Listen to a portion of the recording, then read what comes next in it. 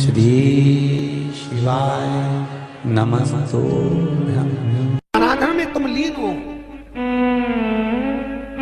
महाराज दुनिया के लोग नहीं समझते कि शंकर पर जल चढ़ाने का क्या लाभ है। शिव महापुराण कहती है, अगर एक दिन शिव महापुराण की कथा कहती है सोमवार के दिन भगवान शंकर को अगर जल चढ़ाया जाता है तो घर में तेज लक्ष्मी प्राप्त होती है। क्या मिलती है? तेज लक्ष्मी। कर बैठी थी, उनके नेत्र से अश्रु गिरा, उससे बेलपत्र उत्पन्न। काय का वृक्ष उत्पन्न हुआ? बेलपत्र। पूरी दुनिया में केवल एक बेलपत्र का वृक्ष कैसा होता है जिस वृक्ष के नीचे माता लक्ष्मी शाम के समय पर बुआरी लगाने के लिए जाती है, झाड़ू लगाने के लिए। बेलपत्री के पेड़ पर बेलपत्र का वृक्ष, जिसके यहाँ लक्ष्मी नहीं टिकती हो, पैसा घर में नहीं आता हो, बहुत चिंता लगी रहती हो, लक्ष्मी से जुड़ी हुई, व्यापार से जुड़ी हुई, पैसा आ ही नहीं दिया, बहुत मेहनत कर रहे हो। सोमवार की सोमवार 5 सोमवार बेलपत्री के पेड़ के नीचे एक घी का दिया लगाना चालू कर दीजिए। शाम के समय थोड़ी सी मिट्टी बेलपत्री के पेड़ के नीचे की उठा कर लिया, घर के अंदर लाकर इतनी सी मिट्टी लाकर पटक दीजिए। 5 सोमवार करके देखो, छठे सोमवार पे करने की जरूरत नहीं पड़ेगी, व्यापार अपने आप बढ़ना चालू हो जाएगा। लक्ष्मी शाम के समय पर प्रतिदिन बेलपत्र के पेड़ के नीचे बुआरी लगा। शंकर भगवान की प्रियता बेलपत्र। पहले भी कथा में कहा, आज फिर कहते हैं, जिस व्यक्ति के जीवन में धन, संपदा, वैभव, सत्ता, लक्ष्मी की थोड़ी भी कमी दिखती हो, उसको बेलपत्री के वृक्ष का पूजन चालू कर देना चाहिए। जाओ सोमवार के दिन बेलपत्र वृक्ष के नीचे जल चढ़ाकर, जल का सिंचन कर कर, उसी बेलपत्र के नीचे शाम के समय पर संध्या काल में, प्रदोष काल में भगवान देवाधिदेव महादेव गौरी शंकर का स्मरण करो। बेलपत्र की जड़ की ओर, बेलपत्र की तना की ओर, बेलपत्र के वृक्ष की ओर तुम्हारा मुख हो। कोई आसन नहीं, कोई आसन नहीं, केवल बेलपत्र के वृक्ष की ओर तुम्हारा मुख हो। जहां बेलपत्री का वृक्ष है उसके नीचे बैठकर, उसकी छाया में, उसकी ओट में पंचाक्षर मंत्र नमः शिवाय, या फिर षडाक्षर मंत्र ओम नमः शिवाय, या फिर श्री शिवाय नमस्तुभ्यम का स्मरण कर कर अपने हृदय की बात गौरी शंकर से, महादेव से कहे। शिव महापुराण की कथा कहती है, 7 दिनों में एक दिन सोमवार का ऐसा होता है जिस दिन 33 कोटि देवी देवता बेलपत्री के वृक्ष के नीचे बैठकर भगवान शंकर और पार्वती का स्मरण करते हैं और शिव पार्वती उनकी झोलियां खुशियों से भरते हैं। देवता भी जिनका भजन कर रहे हैं वो बेलपत्री के वृक्ष के नीचे। लक्ष्मी, मां लक्ष्मी भी बेलपत्र के वृक्ष के नीचे निरंतर विराजमान होती है। और आप लोगों से एक निवेदन और करना चाहेंगे, ये मनुष्य का शरीर जब तक रहे, ये मानव की देह जब तक रहे, जिंदगी में एक बेलपत्री का वृक्ष अपने रहते रहते कहीं पर भी लगाना, उसको बड़ा करना, उसको बड़ा कर कर जैसे अपने बच्चे को बड़ा करते हो ऐसे लगाकर बड़ा कर कर महादेव से कहना कि मैंने अपनी जिंदगी में, मैं मर भी जाऊं, मेरे प्राण छूट भी जाएं, मेरे जाने के बाद मेरे घर के लोग एक लोटा जल चढ़ाएं ना चढ़ाएं, बेलपत्री चढ़ाएं ना चढ़ाएं, पर ये वृक्ष मैंने बेलपत्री का लगा दिया, अगर मैं मर भी गई तो मेरे मरने के बाद भी मेरे हाथ की बेलपत्र महादेव को चढ़ती रहेगी, महादेव को प्राप्त होती रहेगी। लगाओ एक बेलपत्री के पौधे को, छोटे से बड़ा करो, बड़े से बड़ा करो, बड़े से बड़ा करो, और बड़ा करने के बाद उसको कहीं तुम्हारी मर्जी पड़े जहां, उस बेलपत्री के वृक्ष को लगाओ।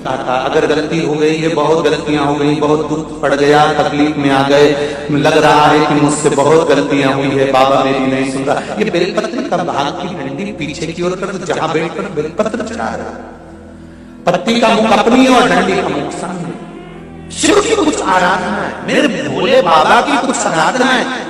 खाली ना जाता कोई, खाली ना जाता कोई, दर से तुम्हारे मैं भी खड़ी हूं नहीं, बाहें पसार मैं भी खड़ा हूं नन्ही बाहें पसार। अपने।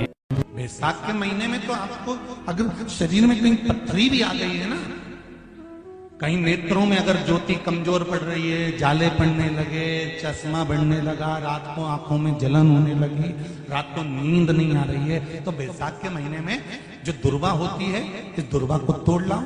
जहां पर अशोक सुंदरी का स्थान होता है, जहां पर अशोक सुंदरी का जो स्थान होता है, उस अशोक सुंदरी के स्थान पर उस दुर्वा को रख दो और कुंदकेश्वर महादेव का नाम है। कौन से महादेव का नाम लेना है? कुंदकेश्वर। उस दुर्वा को उठाकर लिया। बैसाख के महीने में कोई भी तिथि, कोई भी दिन, कोई भी वार आप बैसाख के महीने में कर सकते हो। उस दुर्वा को लेकर आओ, लगभग 20-25 दुर्वा लेना, उसको लेकर आइए। सुबह सुबह कुंदकेश्वर महादेव का नाम लेकर उसको खाना प्रारंभ कर दीजिए। एक दुर्वा रोज खाओ। जो पथरी है या नेत्रों में तकलीफ है या कोई ना कोई रात्रि को नींद नहीं आना, बेचैनी हो जाना, घबराहट आना, धीरे धीरे धीरे धीरे 20 दिन की वो दुर्वा है, 20 दुर्वा एक दिन खाना चालू करो। 4 या 5 दिन लगेंगे, अपने आप आपको कोई गोली खाने की जरूरत नहीं पड़ेगी, नींद अपने आप आना प्रारंभ हो जाएगी और बेचैनी। अशोक सुंदरी वाली जगह पर दुर्वा समर्पित कर कुंदकेश्वर महादेव का नाम लेकर। कौन से महादेव? कुंदकेश्वर। जिस नारी का रजोधर्म से जुड़ा हुआ जो भी तकलीफ होती है, केवल हाथ में जल लेकर आसक्ति का नाम लेकर भी वो पान कर लेती है, तो रजोधर्म से जुड़े हुए सारे दुख, कहते हैं कि गर्भ में, गर्भाशय में अगर गांठ भी पड़ गई है और डॉक्टर कह रहा है कि बच्चादानी में गांठ है, गर्भाशय में गांठ है और इसका ऑपरेशन होना जरूरी है, आसक्ति दक्ष प्रजापति की पहली पत्नी का मात्र स्मरण कर कर अगर आचमन पानी का कर लिया जाए तो गांठ भी गर्भाशय की गलना प्रारंभ हो जाती है। ये वो नाम, ये वो शब्द है। अगर मान लो शरीर में कोई गांठ पड़ जाती है, डॉक्टर अपना इलाज कर रहा हो, उस जगह पर प्रजापति वीरण की पुत्री आसक्ति का नाम स्मरण में आना चाहिए। एक बार सब बोलिए, क्या नाम है? आसक्ति। और हर हम आसक्ति का नाम भी नहीं बोल सकते, तो इसी आसक्ति का एक नाम है वीरणी। क्या नाम है? वीरणी। आसक्ति का स्मरण। अगर गांठ भी गर्भाशय में है और डॉक्टर बोल रहा है कि ऑपरेशन है, कराना है, डॉक्टर साहब से कहना, साहब जल्दी तो नहीं है ना, 15 दिन का समय तो मिल सकता है या 10 दिन का समय तो मिल सकता है इसका ऑपरेशन कराने के लिए। फिर आसक्ति का नाम लेकर शिव जी की शिवलिंग पर जब हम बेलपत्र समर्पित करें तो ये डंडी का मुख जब हम शिव जी को चढ़ाते हैं तो इस डंडी का मुख हमेशा हम उधर रखते हैं। अब की बार आसक्ति का नाम लेकर जब हम शंकर भगवान को बेलपत्र समर्पित करेंगे तो ये डंडी का मुख शिवलिंग पर अपनी ओर रखेंगे और उसी बेलपत्र को चढ़ाकर जल समर्पित कर कर आचमन कर कर उसी बेलपत्र को लाकर घर के द्वार को पूरा खोलकर घर के अंदर प्रवेश कर कर घर के बाहर स्मरण को, शिव को याद करते हुए उस बेलपत्र को चबा चबा कर खाना प्रारंभ करिए। 10 दिन मांगिए आप, ये 10 दिन के बाद मैं ऑपरेशन कराऊंगी, मना नहीं, पर एक बार मैं मेरे महादेव का नाम का स्मरण करना चाहती हूँ, एक बार शिव तत्व को जान। क्या नाम है? जम के बोलो, नाम बोलो फिर से। आसक्ति। इस नाम की मूलता का स्मरण करिए। वीरणी आसक्ति। जैसे गणेश जी की 2 सूंड होती है, एक राइट सूंड का गणेश, एक लेफ्ट सूंड का गणेश। कौन कौन सी सूंड का? राइट सूंड और लेफ्ट सूंड। राइट सूंड का गणेश घर में होना चाहिए और लेफ्ट सूंड का गणेश आपका कोई ऑफिस हो जहां से आप अपना धंधा कर रहे हैं, नौकरी कर रहे हैं, सर्विस कर रहे हैं, काम कर रहे हैं, बिजनेस कर रहे हैं, या आप अपनी कोई भी कुर्सी के ऊपर बैठते हैं किसी कमरे में जाकर, उस कमरे के अंदर लेफ्ट सूंड का अगर गणेश होगा तो आपकी तरक्की को, आपकी उन्नति को दुनिया में कोई नहीं रोक सकता। और अगर जिस स्थान पर बैठकर आप बिजनेस कर रहे हैं, कमा रहे हैं, उस स्थान पर अगर राइट सूंड का गणेश होगा तो आपकी तरक्की नहीं, वहां लेफ्ट सूंड का गणेश होना चाहिए। और घर में जम के बोलो, राइट सूंड, राइट सूंड का गणेश। खाली ना जाता कोई,